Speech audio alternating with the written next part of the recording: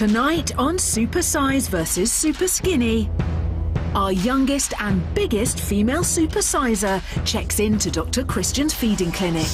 Oh my God. What do you think? Yeah, speechless. Battle commences as she goes head-to-head with our lightest Superskinny. Here it goes. 19-year-old Lauren goes stateside for a glimpse of a terrifying future. I don't look in mirrors because I don't like what's looking back at me. Journalist Emma Wolfe meets a woman with cerebral palsy who is a recovering anorexic. Anybody can develop an eating disorder. And Dr. Christian is in Las Vegas, where some of the local residents are fighting back against the flab. Nice squat.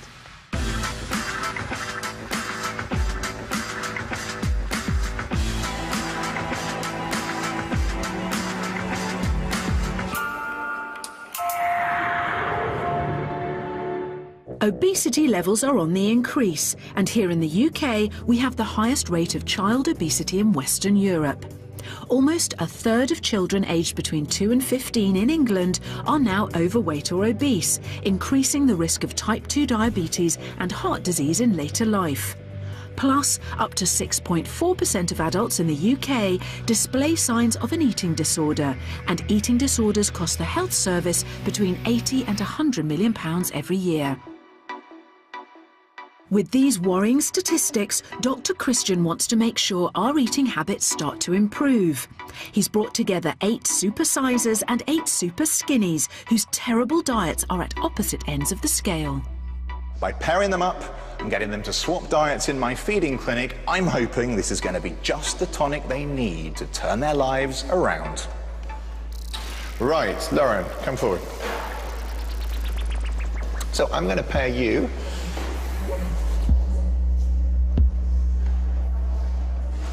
with Shelby. You're so small, I can't believe how tiny you are. I know, my arms are like a child's. Both of your arms are one of mine. She's really small, I can't believe it. I was quite shocked because she's only young, and I was thinking, how did you get so big so quick? So Got a little girl, it's like, come on out. So fine, believe it or not. No, you wouldn't think it, tiny. Do you have big meals? All snacking. No way. All day. And I don't really drink fizzy. No. That's all I drink. I don't want to squash you. Don't worry. Lauren is our heaviest female, and her eating habits are out of control, gorging on fast food and takeaways. And she is really going to struggle with Shelby's minuscule portions and skipped meals. But I'm hoping that their time in the feeding clinic will show them that there is a healthier alternative to both of their diets.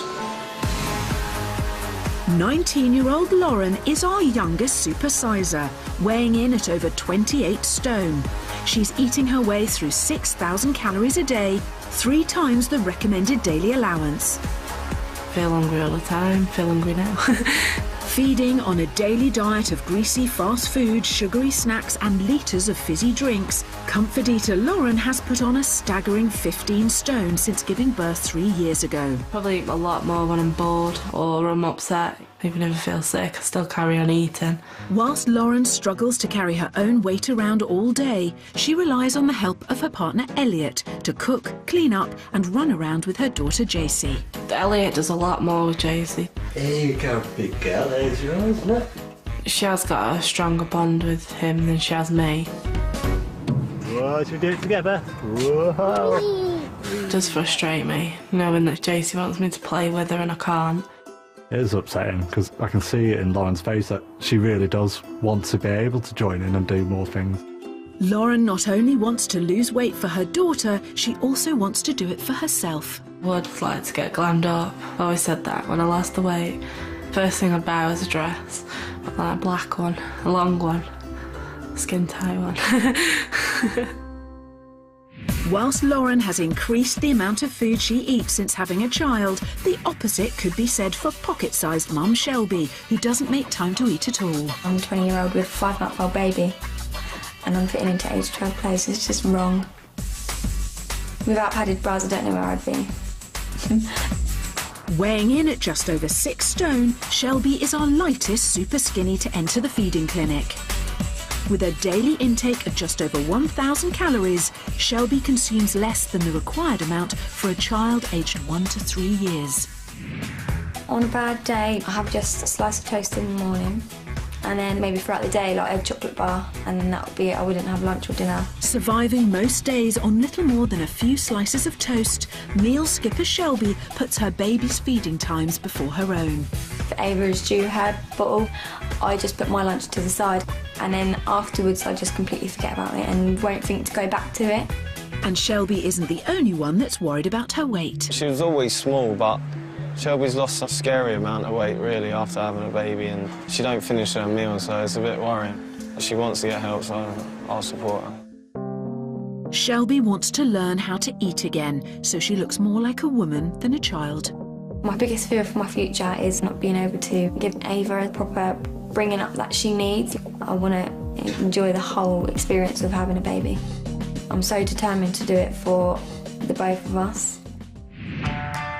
With a massive 22 stone between our Supersize and Superskinny, their terrible diets are at extreme ends of the scale. But before they enter the feeding clinic, Dr. Christian has planned an early transatlantic trip for Lauren. He hopes this will shock her into seeing just how bad her life could get if she doesn't drastically change her diet. Lauren is headed for the Midwestern state of Missouri to meet an American supersizer who, like her, has put on a vast amount of weight in a short amount of time. My name's Betty Jo Elmore. I'm 24 and I weigh 45 stone. I don't look in mirrors because I don't like what's looking back at me. Betty Jo is 18 stone heavier than Lauren, but there are already distressing similarities. Lauren is reliant on the support of her partner, but for Betty Jo, her dependency on husband Josh has gone beyond having someone to help with the housework. I help her with, when she takes a shower, and I help get her lower half and her back, and when I gotta wipe her after she goes number 2. To have somebody wipe my butt, it really, really bites. I feel like I'm just somebody's burden. It's not the kind of life that anybody would want. At just 19 and already 28 stone, Lauren may be headed down a similar road. And despite the fact that Lauren is meant to be changing her ways, as soon as she arrives, it's just chips and cheese. The snacking starts. I like potato chips. Well, I want a couple more. And then I don't stop until there's no more. Yeah. As the girls get better acquainted, Betty Jo opens up to Lauren about what upsets her most about her size. I want to have kids so bad. I cry sometimes. I wouldn't want to have one right now because I couldn't, get up with them or, put them to bed and stuff. And that's one of my biggest worries too, not being able to do anything for JC. I can't do a lot for her now, so not being able to do anything for her would just be heartbreaking. Carrying over 45 stone, Betty Jo rarely leaves the house. The only time she does manage to get out is for the monthly food shop with the help of Josh. She's taking Lauren along to show her just how difficult the most simple of trips can be. Would you like to do this more, Mark? Go out? I would love to go out more. I'll be right back. I'll leave the keys here with you.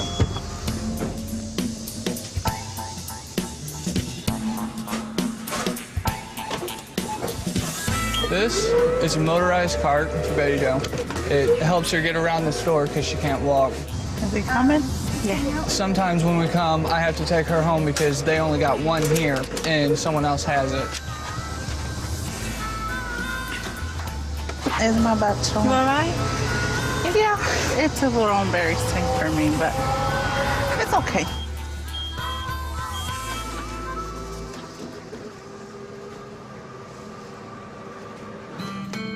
As well as the physical stress Betty Jo faces when she leaves the house, it's the emotional difficulties that can be harder to bear.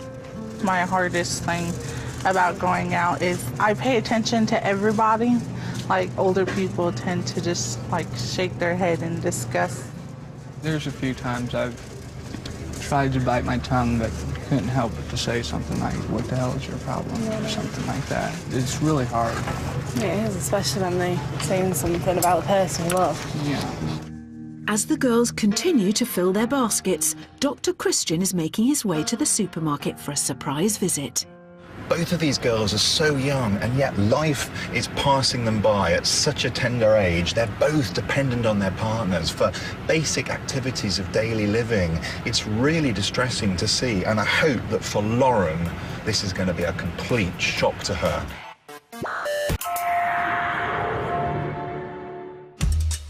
At 19 and weighing in at over 28 stone, Lauren is our youngest and heaviest female supersizer. On Dr. Christian's orders, she has flown out to Missouri, USA, to witness the life-changing consequences of being morbidly obese.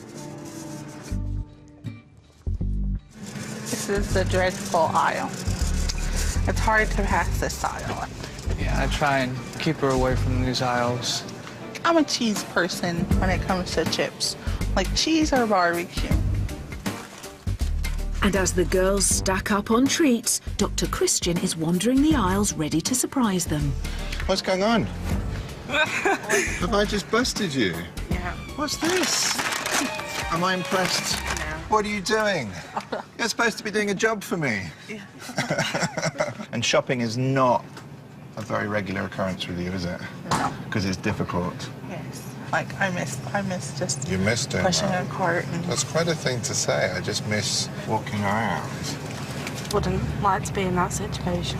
It kind of changes life quite dramatically, very much doesn't so. it? You lose your freedom. Yes. You lose your independence. Yes, you do.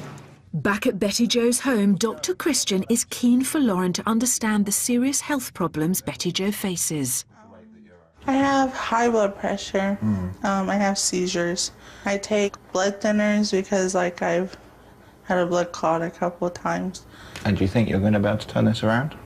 I want to go for the gastric bypass surgery. I've been to a few doctors and they want me to lose 20 stone or more by myself. It's very, very difficult to do the surgery when you're this size. You don't have to get down to my size or a healthy weight, you just have to get down a bit. But unfortunately, that bit for you is a lot. Yeah.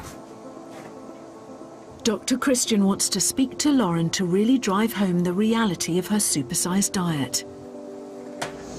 It is easy to get to the place where Betty Jo is now. It is easier than you think. Yeah. It's kind of the sobering warning I want to give you. It will just happen.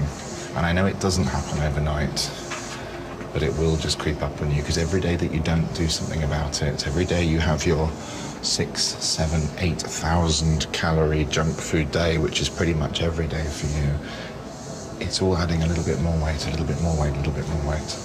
And the more weight you put on, the less you can exercise, and the harder it gets.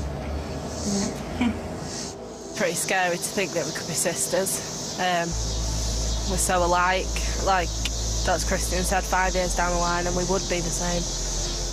Before leaving, Betty Jo gives Lauren some words of support. You have to look at it like, you know, you are a big person, but it doesn't mean that you're any less of a person than anybody else. Come on, you have a man, you have a daughter. I guarantee you that if you were to lose, you know, some weight, that you guys would be able to do a whole lot, like walk your daughter to school together. Yeah. But will Lauren's emotional journey to the US really hit home as she returns to the UK? It's opening time at the feeding clinic. Both Lauren and Shelby are checking themselves in for an intense 2 days, where they will swap their terrible diets. At just 6 stone, Shelby survives on quick bites of bland food and undereats by 1,000 calories a day. Welcome to the feeding clinic. Tell me why you're here, Shelby. Because I feel that my health is deteriorating because I'm too skinny. You eat so little that you are virtually deficient in every single vitamin, mineral, and micronutrient across the scale. Looking through your food diary, I mean, Boring. Yeah, tell me about it. I think It's boring and it's all the same colour. It's all kind of white. The other thing actually is your fibre content in your diet is nil. So what are your poos like, Shelby? That was a question you weren't expecting. No, but I don't hardly go, literally, like maybe once a week. A once a week poo? Yeah. It's quite bad. Yeah.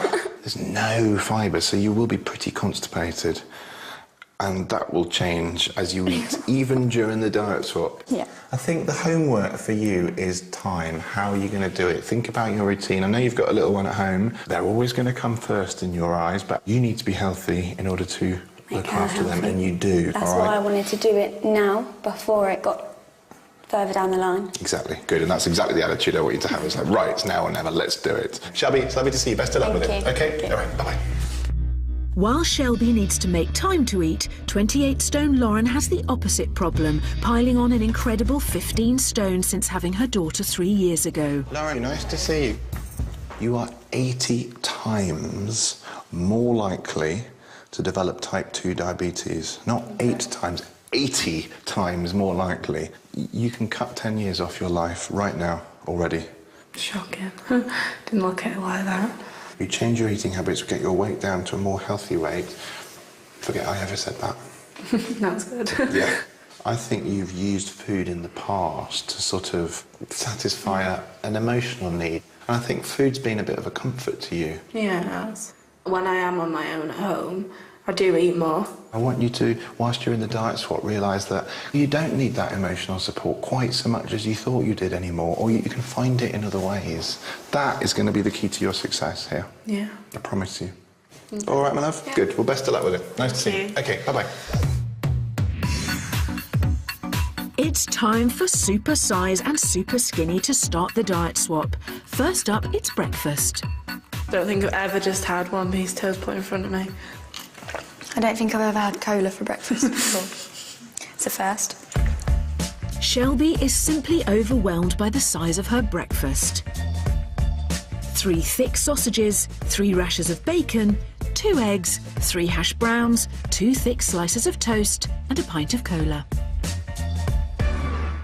So is this just like a normal kind of size that you'd usually have for breakfast? I think it's crazy, it's massive. I don't know how you can be struggling. You're not going to try the bacon?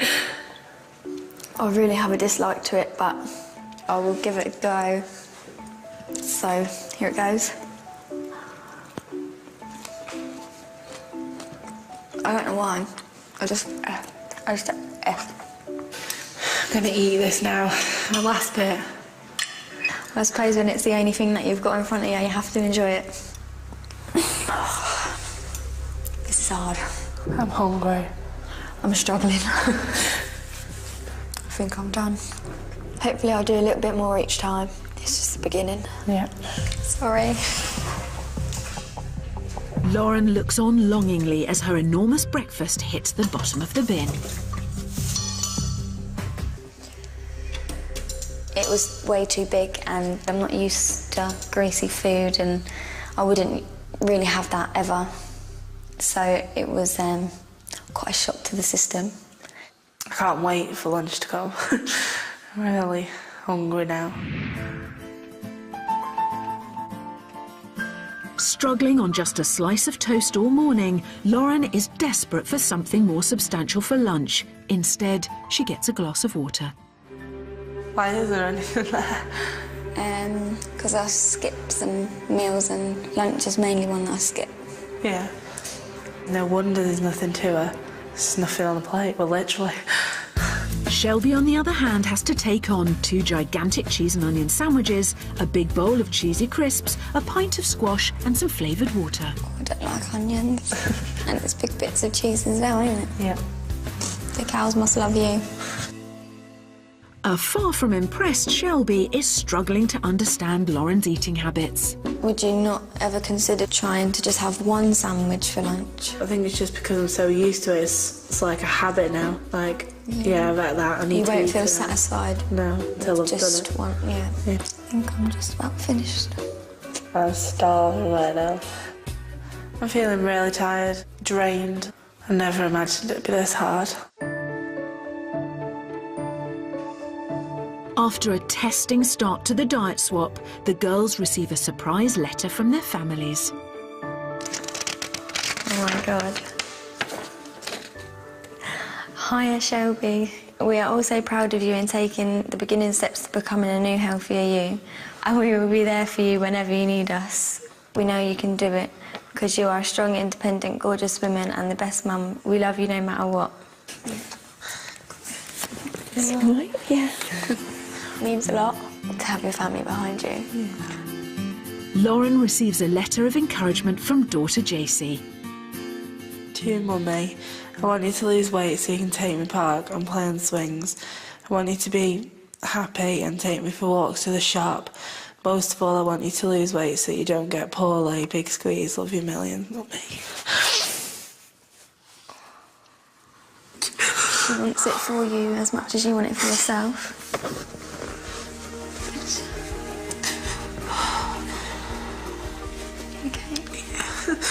So hard. Like when I take her to the park and stuff, you know, I just sit there and Elliot takes one of the swings and slides, so it would be really good for me to do it. That'll be lovely. It will.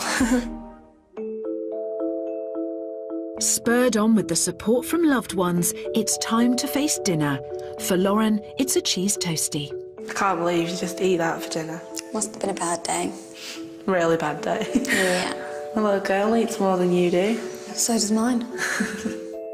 And Shelby doesn't get off lightly, facing 2 double cheeseburgers, a large plate of fries covered in ketchup, and another sugary dose of cola and squash. Like, fast food is just full of rubbish. I just think you should lay off having so much.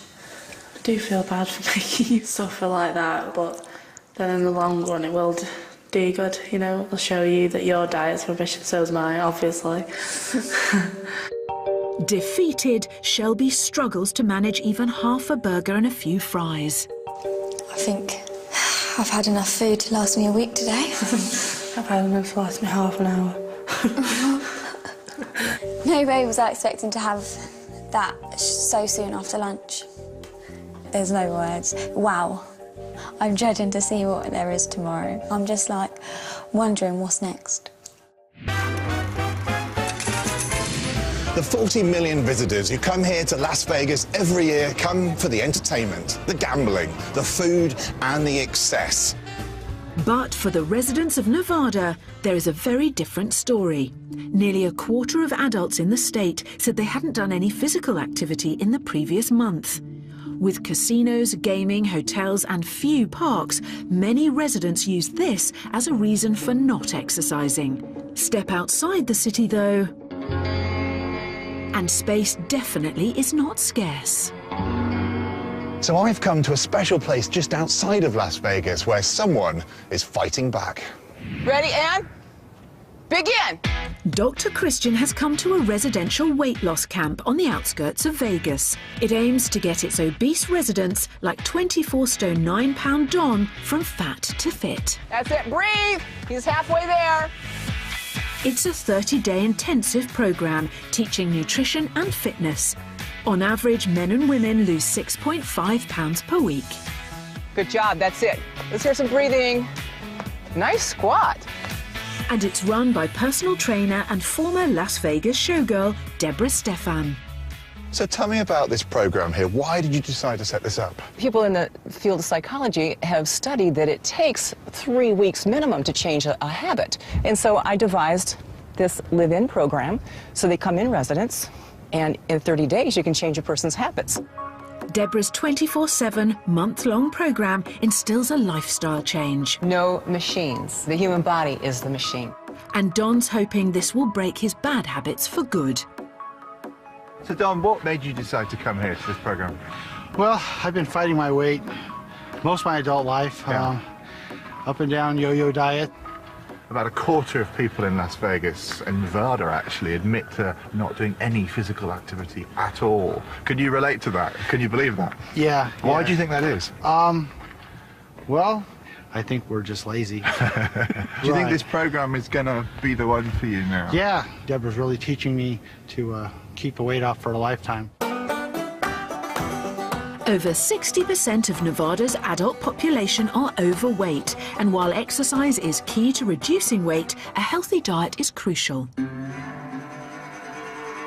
Marilyn Yamamoto formed Cowboy Trail Farm with the aim of providing locally sourced fruit and veg. So Marilyn, tell me, what is it that you're trying to do here? What are you trying to achieve?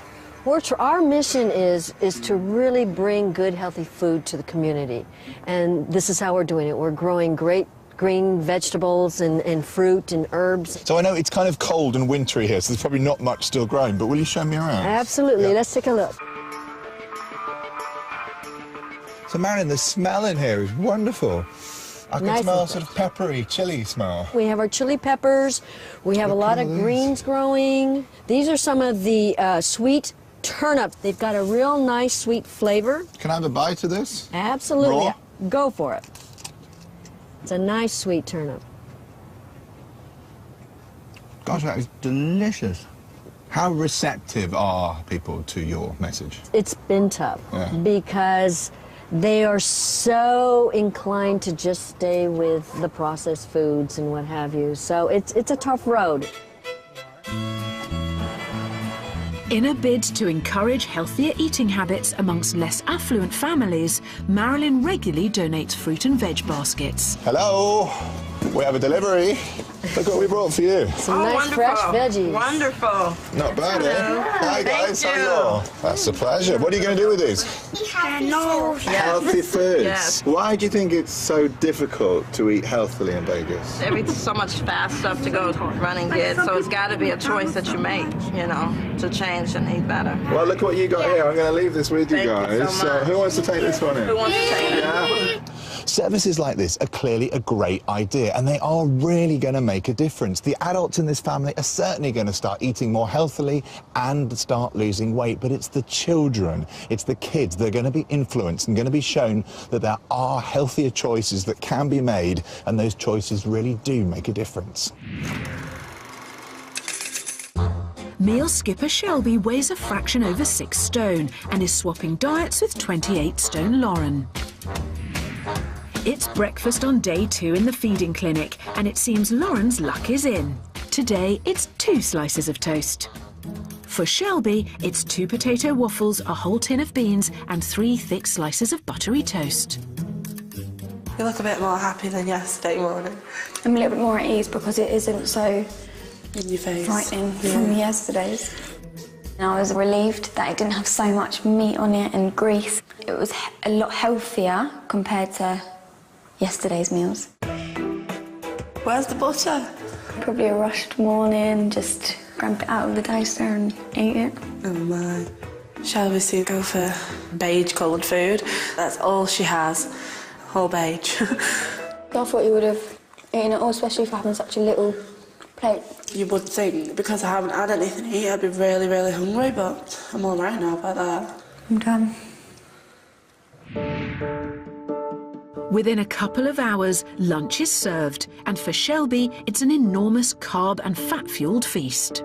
It's all getting on top of me. I just feel sick of food. I think you should try. So that mayonnaise? Yeah. Shelby faces her biggest meal so far with yet another takeaway. A large chicken burger, a plate full of fries covered in mayonnaise, 2 pork pies, a large helping of crisps, 2 chocolate cupcakes, 1 chocolate bar, and all washed down with a pint of sugary squash. Do you really eat all of this in one sitting? Yeah. More fast food. It's just easier to order a takeaway. Food was disgusting. Mayonnaise was hanging out of the burger.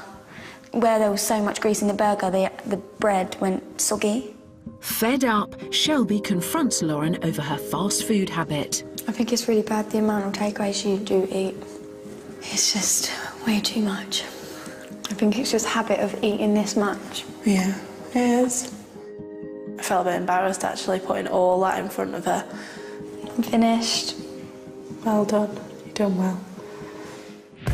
Now the penny is finally starting to drop. Dr. Christian wants to ensure Lauren understands the potential damage she is doing through her endless supply of white bread. Oh my God. But first, he wants to find out if Lauren is aware how much bread she actually eats. That is actually what you eat in a week. Wow. 2 loaves of bread a week, just for you. I know, I never think I'd eat that much. 40 slices of bread a week, 160 a month, 2,000 slices of bread a year. And do you know what? That is exactly how many are here. I can't believe it. Lauren's 40 slices a week adds up to a shocking 4,000 calories, but that's not the only worry. The white bread is having a dire effect on Lauren's blood sugar levels. What happens with this nice white fluffy bread is that when you eat it, it puts your blood sugar levels right up. In kicks all your insulin and all the mechanisms designed to control blood sugar, and boom, down your blood sugar drops, in fact plummets. When your blood sugar's down, you'll be hungry. You'll be looking to put that blood sugar up again. So what you do after vast quantities of white bread, ironically, you're going to want to eat more. Yeah. Consequences of eating more means the weight carries on piling on. Dr. Christian wants to show Lauren the serious consequences of diabetes. Over 3 million people in England have this condition, and a recent report estimates that by 2025 there will be a staggering 5 million sufferers in the UK. That is horrible. Ugh. This chap's missing a toe, his big toe's gone, amputated as a result of diabetes. Diabetes affects your circulation and also your nerves. It damages nerves so they don't work anymore, so you can't feel when you have problems. So when you've injured yourself, you can't feel it. So infections set in, you don't know they've set in. Circulation is poor, so things don't heal very well. Even the slightest bit. This is sort of the great raw ulcer going deep down there. Yeah. I don't want you to get this. No. You are in full control of not getting this. Yeah. If you lose the weight, your risk of getting this will plummet in the same way that your blood sugars plummet after lunch. Dr. Christian showed me this horrible picture. Honestly, it knocked me sick. I was really shocked by the diabetes because I've had it in my family before, so it has always been a worry, but it made me think, oh my God, I do need to change. It's the final meal and time to see what Lauren and Shelby have learnt in the feeding clinic. This is so good. Like, even though it's really small, it's still so nice to have something proper. Not just bread. I don't want bread again. I haven't seen enough today to last me a lifetime. Whilst Lauren enjoys her first proper meal of chicken curry and rice, Shelby gets more of Lauren's bread-based food. Half a pepperoni pizza covered in garlic sauce, 1 large garlic and cheese baguette, 2 sausage rolls, 2 pints of squash, and a cup of hot chocolate. I know it's more fast food, but I'm not struggling as much as I was yesterday. Yeah. I've kind of come to terms with food now. Yeah, I got used to it a little bit more.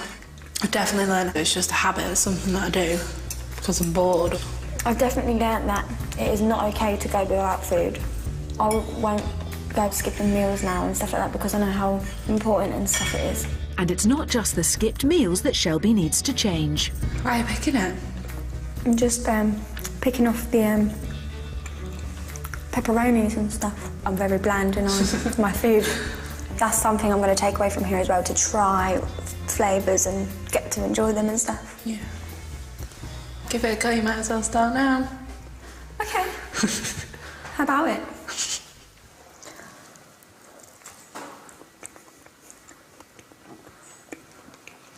It's not too bad. See? As their time in the feeding clinic draws to an end, Dr. Christian has their new eating plans. Shelby, that one is yours. For you, my 2 key words are colour and variety. That's all you have to think about with your diet. Lauren, this one is yours, and I've got 2 words for you: habit and emotions. Am I really hungry? Do I really need this? Okay. If the answer's no, don't eat.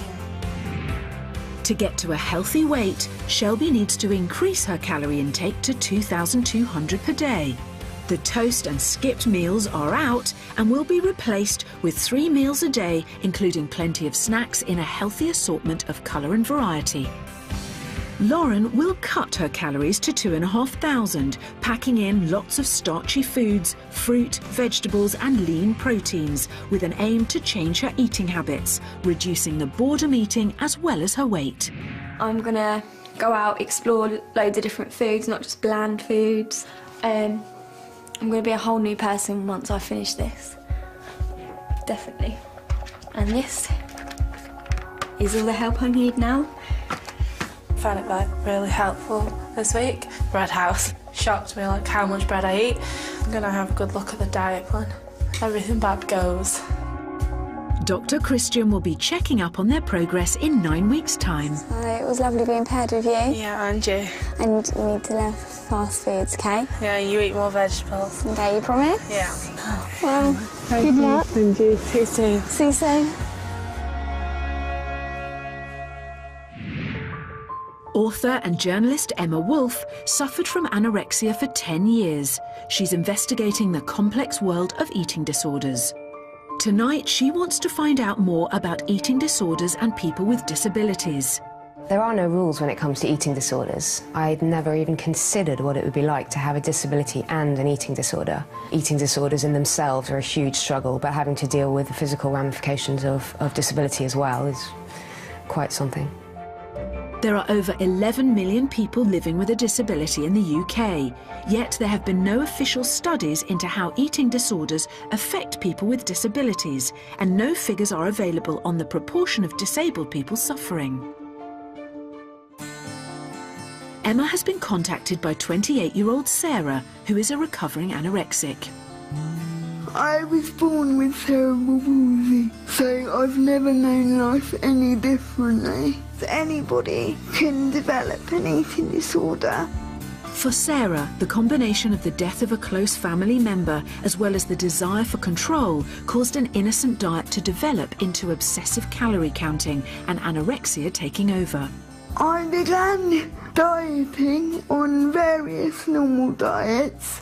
I set myself targets and I'd want to go below the target.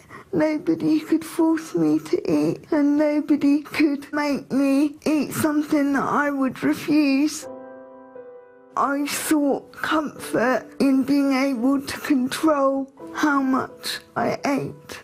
I felt a compulsion to continue.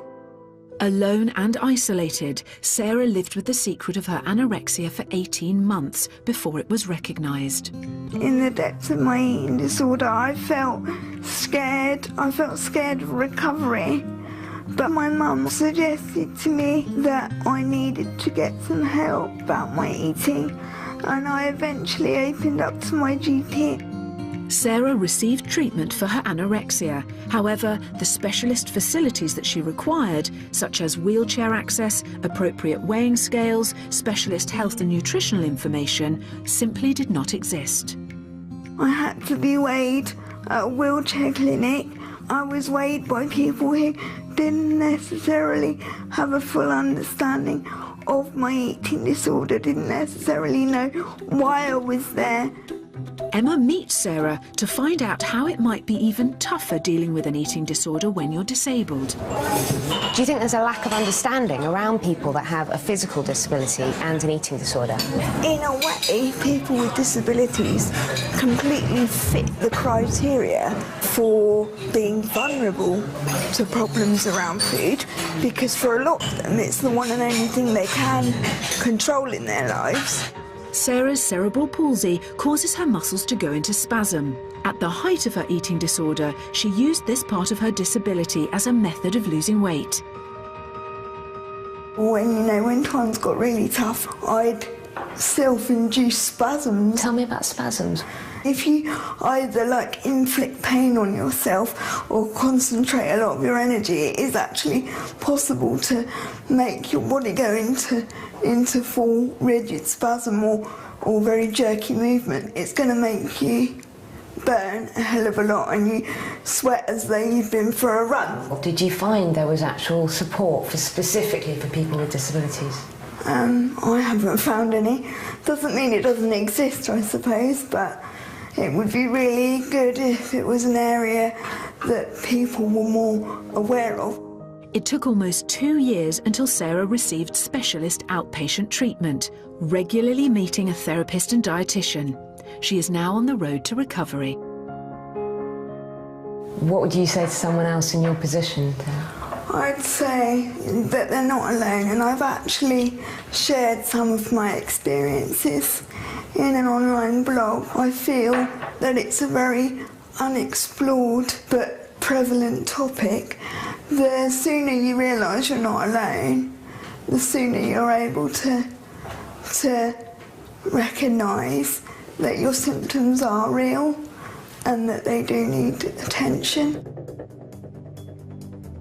Visit these websites to find out where to get support and advice about coping with eating disorders and physical disability. It's been 2 months since fast food lover Lauren and meal skipper Shelby left the feeding clinic. It's time to find out if they've kept their resolve and stuck to those healthy eating plans. Today is really important to me because it's the start of a new chapter in my life. If I don't get the results I want, then obviously I'm just going to have to try harder and keep going until I get the results that I want. Can't wait to know the results. I've worked so hard for it. My family have been there all the way, so it'd be really nice to go back and tell them that I've lost the weight. Shelby, it's good to see you again. Tell me how the last few weeks have been. I feel like I'm constantly hungry now. I love to eat. Say if I'm eating lunch, I'll think about what I'm going to have for dinner. Wow, this is so different. I know. So tell me a little bit more about the sorts of foods that you're eating now. More colour, more variety, more quantity? A lot more. I never really ate vegetables before, and now I do. That's very good to hear, because one of the things I had to nag you about in clinic was your total lack of fibre in your diet, wasn't it? Now I'm getting the amount that I need, and you can definitely tell the difference. You're going to get so much more out of being a mum and out of your daughter now than you ever were before, aren't you? So that's great news. Good. Lauren, it's good to see you again. You're looking very well. How have things been? I'm sticking to my plan. You have? Yeah. No cheating? Nope. Tell me more. What's new then? I've not had any of the cola, not had any of the fast food, no chocolate. Cut it all out. Completely? Yeah. Really? Yeah. What about your portion sizes? Have you managed to get them a bit more under control? Yeah, instead of having the big massive plates, I've just had a little plate now. Now, your partner did the majority of the housework and looking after the little one. Yeah. Has that changed now? It's changed massively. Like, I can Really? bath her now, I can put her to bed, not get out of breath. I took her to school the other day as well and picked her up. It was great. Wow. She loved it. Very different. I've got loads of confidence now. I've had loads of support off everyone. I'm quite proud of myself. You've made this all sound rather easy. Has It's it not been easy, no. No. I just needed a push in the right direction, and that's what I got, so... This is amazing. It's time for Lauren and Shelby to be reunited. Hello. Oh my God, I haven't seen you in ages. How are you? Oh my God, you look great. Good, yeah. You look so good. How's it going? Brilliant. Cut out the cola, the fast food, all of that, like, that you had. That's so good. Yeah. You look so much slimmer. You can see it in your face as well. You look much happier with yourself. So have you been going on? Yeah, it's been really good. I'm used to food now. I eat more, I eat regularly, and I can finish my meals now. That's good. And have all my meals and snacks a day. Bit of a difference. Well, don't you two look good? Both of you were finding that your bad eating habits were really affecting your relationship with your kids, your whole family in general. But life now is better, right? That's all I care about. You look really well. Your health has certainly improved. I think you've both done fantastically well. Shelby, we're going to do you first, all right? What do you think? A few pounds you'd like, wouldn't you? I know. Yeah, maybe a few pounds. Well, Shelby, I can tell you that you have put on half a stone. Half a stone in weight, 7 pounds in weight. God. Are you pleased? Oh, yeah, definitely, so pleased. So I didn't expect it to be that much, quite that much, but... No, you didn't. Half a stone's fantastic. Not only that, you've put on 4 inches somewhere. Has anywhere felt On my bigger chest. to you? Yeah, have you noticed? Not bad, eh? Not bad at all. I thought I'm you'd going to like keep